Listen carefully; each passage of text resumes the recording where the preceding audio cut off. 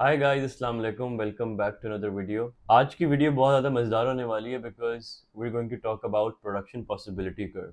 ये एक बहुत इंपॉर्टेंट और बहुत एक फंडामेंटल कॉन्सेप्ट है इकोनॉमिक्स का, और पर्टिकुलरली ओ लेवल्स इकोनॉमिक्स के अंदर ये बहुत ज़्यादा टेस्ट होता है। So let's begin. Before moving on to production possibility curve, ज़रूरी है कि हम समझें कि इकोनॉमिक प्रॉब्लम क्या होती है। इकोनॉमिक प्रॉब्लम का आसान लफ्ज़ों में मतलब है कि दुनिया में जितनी भी रिसोर्सेज हैं, रिसोर्सेज को बाय द वे हम प्यार से FOP कहते हैं, factors of production, land, labour, capital, enterprise. तो लैंड, लेबर, कैपिटल और एंटरप्राइज दुनिया में लिमिटेड है, विच मीन्स के कोई भी इंसान हो, कोई भी एंटिटी हो, कोई भी फर्म हो, कोई भी ऑर्गेनाइजेशन हो, कोई भी गवर्नमेंट हो, सबके पास जो कैपिटल है, जो पैसे हैं, वो लिमिटेड है। हर किसी के पास टाइम लिमिटेड है, एनर्जी लिमिटेड है, स्किल्स लिमिटेड है। Everything has a limit. अगर हम इस्लामिक कॉन्टेक्स्ट में देखें तो खुदा की जात के अलावा हर चीज लिमिटेड है, वो बियॉन्ड लिमिटेडनेस है। तो पॉइंट क्या है कि दुनिया में हर चीज बहुत ज्यादा लिमिटेड है, लिमिटेड क्वांटिटी में है, लिमिटेड क्वांटम में। और जो इंसान है उसकी ख्वाहिशात अनलिमिटेड है। अब मेरी ख्वाहिश है कि मैं इतना वेल्दी हूँ कि मेरे पास जहाज भी हो, घर भी हो, मैं दुनिया का महंगे से महंगा कपड़ा पहनूं। यू सी, इंसान की ख्वाहिशात कभी खत्म नहीं होती, और ये रियलिटी है। That is why we are saying कि दुनिया में जो रिसोर्सेज हैं वो लिमिटेड है, हर चीज लिमिटेड है। बट इंसान की ख्वाहिशात, इंसान नहीं सिर्फ, इसमें governments, institutes, entities, firms, house hold, सबको कलेक्टिवली हम बोले, जितने ह्यूमन बींग्स हैं वो जिस जिस कैपेसिटी में भी हैं, उनकी जो ख्वाहिशात और जो वांट्स है वो अनलिमिटेड है। जब लिमिटेड रिसोर्सेज हैं और दुनिया में अनलिमिटेड हमारी वांट्स हैं, तो this creates a problem, and this problem is known as economic problem. Because why is it a problem? Because मैं अपनी हर ख्वाहिश को फुलफिल नहीं कर सकता, मैं अपनी हर ख्वाहिश को अपनी लिमिटेड रिसोर्सेज में रहते हुए नहीं सेटिस्फाई कर सकता, मैं हर वांट, हर नीड को सेटिस्फाई नहीं कर सकता। That is why it's a problem. So पहले तो हमें समझना है कि इकोनॉमिक प्रॉब्लम क्या होती है, and then will go on to production possibility curve, because the PPC concept stems from the economic problem concept.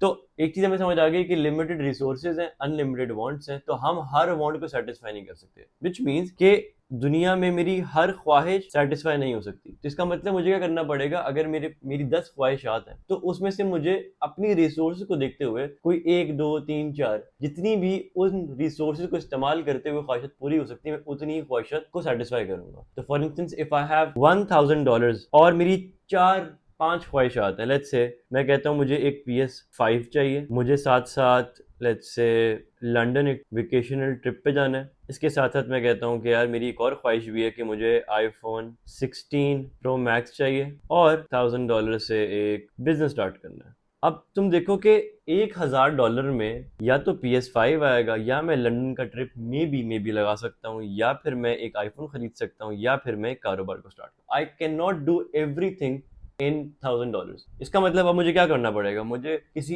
एक चीज को चूज करना पड़ेगा। तो इस $1000 से मैंने डिसाइड किया कि मैं स्टार्ट करूंगा एक बिजनेस। तो starting this business is the choice that I have made. Why did I make this choice? Because I had limited resources. अब let's say मेरे दिमाग में आता है कि यार अगर मैं ये बिजनेस स्टार्ट ना करूं, तो the next best alternative for me to spend that $1000 is to get a PS5। अब मैंने बिजनेस स्टार्ट किया, और नेक्स्ट बेस्ट, अगर मैं कारोबार स्टार्ट ना करता तो मैं PS5 ले लेता। तो PS5 which is my next best alternative that I have foregone, that I have left, this is my opportunity cost. So let's recap. हमने बात की कि दुनिया में इकोनॉमिक प्रॉब्लम है, विच मीन्स के लिमिटेड रिसोर्सेज हैं और अनलिमिटेड वांट्स हैं। So not everyone can satisfy all of their infinite. That is why we have to make a choice. So when we do that, another concept arises which is known as the opportunity cost. Opportunity cost क्या है? हमने बोला opportunity cost है the next best alternate forgone while making a choice. अब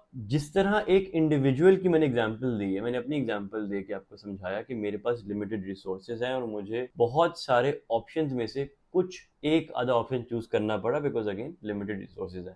similar case scenario होता है firms के साथ भी। फर्म्स के पास भी इनफाइनाइट रिसोर्सेज नहीं होती, उनके पास भी लिमिटेड लेबर होगी, लिमिटेड कैपिटल होगा, लिमिटेड लैंड होगा, लिमिटेड स्किल्स होंगी। दैट इज व्हाई फर्म्स भी जो वो चाहे वो प्रोड्यूस नहीं कर सकती। फर्म्स के पास जितने पैसे हैं, उनको देखना है उन पैसों में सबसे बेस्ट ऑप्शन क्या है, सबसे अच्छा प्रोडक्ट कौन सा प्रोड्यूस कर सकती है firm. That is where the PPC concept comes in. PPC का मतलब क्या है? PPC का मतलब है प्रोडक्शन पॉसिबिलिटीज कर्व। हमें using this curve, using this graph, using this diagram we can understand कि एक फर्म के पास जितनी रिसोर्सेज हैं उन रिसोर्सेज से बेस्ट कॉम्बिनेशन ऑफ प्रोडक्ट्स क्या बन सकता है, वो उस पैसे से कौन से प्रोडक्ट्स सबसे एफिशिएंटली कितना प्रोड्यूस कर सकते हैं। तो मैं अगर एक फर्म हूं और मेरे पास 10 प्रोडक्ट्स बनाने की अपॉर्चुनिटी है, तो क्या मैं 10 के 10 बनाऊं, क्या उन 10 में से एक प्रोडक्ट बनाऊं, क्या दो प्रोडक्ट बनाऊं, क्या एक कॉम्बिनेशन क्रिएट करूं?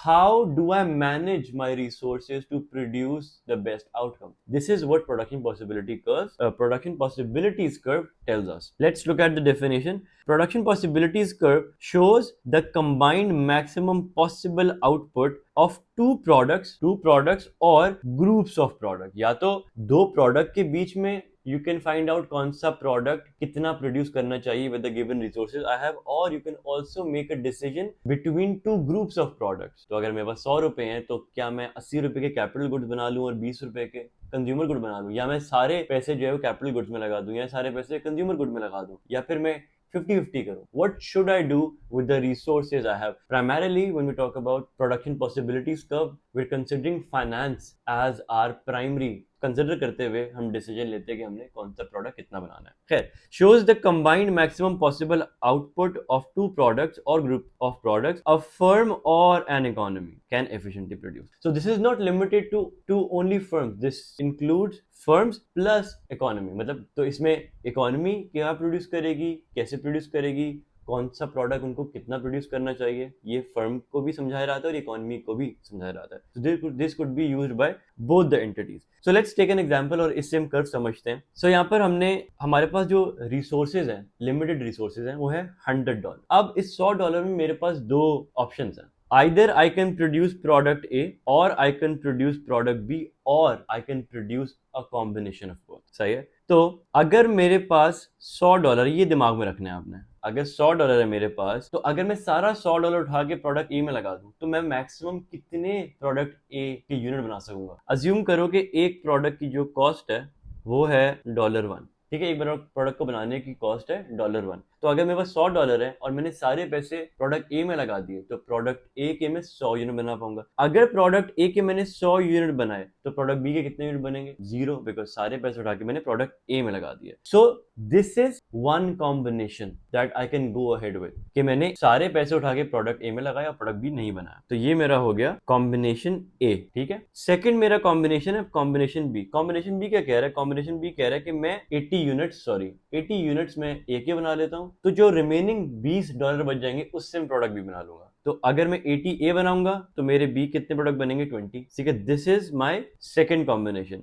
My third combination would be कि मैं 40 यूनिट्स ए के बना लूं और जो रिमेनिंग पैसा बचे उससे मैं बी के प्रोडक्ट बना लूं। तो सॉरी, 40 में 60 यूनिट मैंने बना लिए बी ए के, और 40 मैंने यूनिट्स बना लिए रिमेनिंग पैसे से बी के यूनिट्स। फिर इसी तरह मेरा प्रोडक्ट कॉम्बिनेशन डी आएगा, जिसमें मैं प्रोडक्ट ए के 40 यूनिट बनाऊंगा, तो जो रिमेनिंग बचेगा $60, उससे मैं प्रोडक्ट बी बना लूंगा। फिर मेरे पास प्रोडक्ट ई है विच इज 20 यूनिट्स ऑफ ए और 80 units of product B, and then I have another combination which is F, कि मैं 0 यूनिट्स बनाऊं प्रोडक्ट ए के, तो जो 100 का $100 है पूरा उठा के दे दूं किसको? Product B. अब एक चीज तुम देखना, हर कॉम्बिनेशन में मेरी जो रिसोर्सेज है वो जाया नहीं हो रही, मतलब मेरा $100 पूरा स्पेंड हो रहा है। So if you plus a combination के दोनों प्रोडक्ट्स, ए का 100 बी का 0, दिस गिव्स मी $100। इसी तरह कॉम्बिनेशन बी में 80 और 20 को ऐड करो तो अगेन आई गेट 100, फिर 60 और 40 को अगेन आई गेट 100, फिर 40 एंड 60 को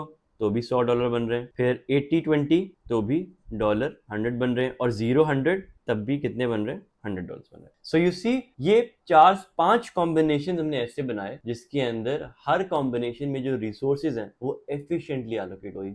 100 रुपए थे, कुछ पैसा जाया नहीं किया, कुछ पैसा खराब नहीं किया, कुछ पैसा आइडल नहीं छोड़ा, उस पूरे पैसे से उठा के एक 100 यूनिट्स बना दिए। अगर मैं इस डेटा को, जो प्रोडक्ट ए और प्रोडक्ट बी का है, इसको मैं एक ग्राफ में प्लॉट करने की कोशिश करूं, तो उससे मेरा एक कर्व बनेगा जिसको हम कहते हैं पीपीसी कर्व, ठीक है। So this is my Y axis, ठीक है। यहां पर हम लिख देते हैं, डिफरेंट कलर से कर लेते हैं ताकि आइडिया हो जाए। इसको हम कर लेते हैं प्रोडक्ट ए, तो जो मेरा y एक्सिस जो ऐसे वर्टिकल एक्सिस है, ये मेरा प्रोडक्ट ए हो गया, और जो मेरा x एक्सिस है इसको कर लेते हैं प्रोडक्ट बी, ठीक है। अगर मैं पहला कॉम्बिनेशन प्लॉट करूं which is 100 units of A and 0 units of B, तो मेरा पॉइंट कहाँ प्लॉट होगा? 100 units of A, so this is 100। तो अगर मैं 100 यूनिट्स ए के बना रहा हूँ और बी के मैं 0 यूनिट्स बना रहा हूँ, तो मेरा पहला जो पॉइंट है that would be on the y axis. फिर सेकंड अगर मैं प्लॉट करूं कॉम्बिनेशन को, वो है 80 units of A, so this is 80 units of A and 20 units of B, so this is 20। तो 80-20 को प्लॉट करूंगा तो सेकंड पॉइंट यहाँ पर आएगा। फिर इसी तरह मैं प्रोडक्ट C को करूं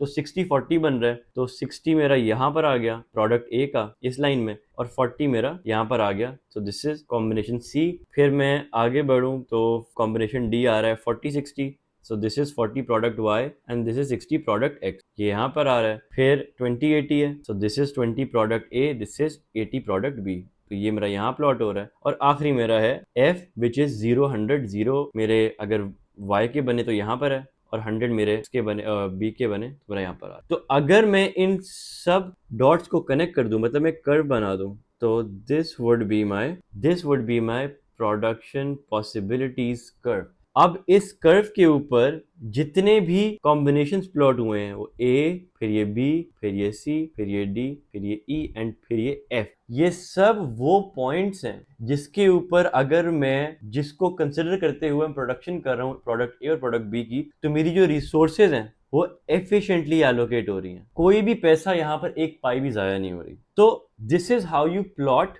द पीपीसी कर्व। अब एक सवाल है मेरा आपसे, बल्कि आपका मेरे से होना चाहिए, वो होना चाहिए कि यार A B C and D E F किसी पे भी प्लॉट कर लें, एफिशिएंटली एलोकेट हो रही है, मैं कहूंगा जी। अब आपको बोलना चाहिए कि यार ये एक पॉइंट है जिसको हम कह रहे हैं पॉइंट वाई, बल्कि यहाँ नहीं प्लॉट करते, इसको यहाँ प्लॉट करते हैं। अब प्रोडक्ट वाई पे प्रोड्यूस क्यों नहीं कर सकते? जो ये वाई पॉइंट है यहाँ पे हम क्यों नहीं प्रोड्यूस कर सकते? तो अगर हम वाई पॉइंट को देखें तो वाई पॉइंट के ऊपर जो प्रोडक्ट ए है वो कितना बन रहा है और प्रोडक्ट बी कितना बन रहा है, लेट्स फाइंड आउट। तो प्रोडक्ट ए जो है वो हमारा 80 यूनिट्स आ रहा है, ठीक है, मतलब 80 यूनिट हम बनाए प्रोडक्ट ए के, चलो सही है, बन जाएंगे। बट जो प्रोडक्ट बी है वो कितना आ रहा है? 60 unit. If I total 80 plus 60, so this would give me 140 units. अब 140 यूनिट्स को प्रोड्यूस करने के लिए मुझे कितने पैसे चाहिए? I need $140। क्या मेरे पास ये $140 हैं? तो आपका जवाब होना चाहिए नहीं, बिकॉज हमारे पास पैसे कितने हैं total? $100। So this Y point is what is not attainable.